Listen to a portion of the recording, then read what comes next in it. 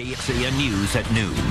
Welcome back. Keeping an eye on your health today. A problem that could lead to bigger issues down the road is varicose veins. Dr. Stephen Bunker is the medical director of the Bunker Vein and Imaging Center here in Austin. Thank you so much for being here this afternoon. My pleasure. Let's start with kind of the definition of varicose veins and what causes them. Well, varicose veins are commonly referred to as the dilated veins, the big blue veins we see in our skin. And they're just sort of the hallmark of what may be going on underneath with larger veins that we can't see.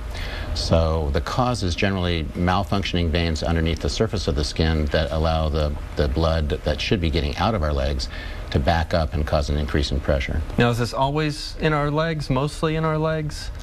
You know, you can get varicosities in other parts, the upper extremities and such, but mostly because we don't walk on our hands as human beings where the gravity is always, you know, as we're moving along and standing up. It's primarily a problem of the lower extremities. What are some of the more serious issues they can lead to if it's not treated?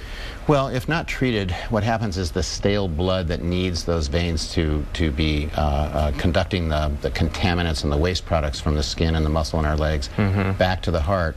As that starts to stay static in our legs, the skin starts to get darker in color, the contaminants precipitate out into the skin, and this can lead to ulceration and more serious complications. Now, is this a genetic issue? Is it caused by certain occupations, a combination?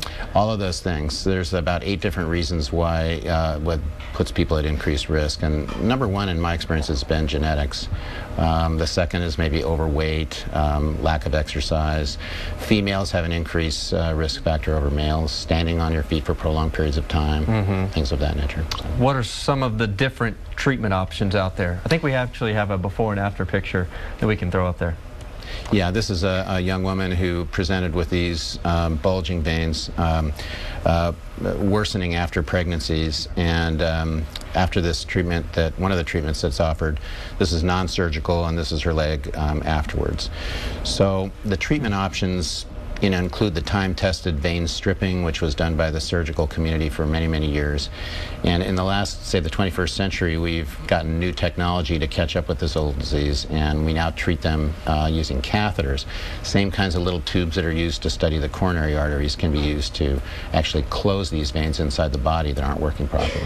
And there's a new campaign out that a lot of people are jumping on board with, the Rethink Varicose Veins. What is that? Yeah, Rethink, www.rethinkvaricoseveins.com is a great resource for bringing to the public the facts that, first of all, these are not cosmetic issues, and most insurance companies pay for these procedures.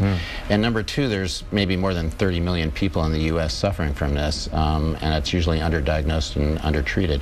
So we're trying to let people know that, you know, this can be done. Your insurance company, if you have it, will pay for most of it, and that you need to get in and get checked.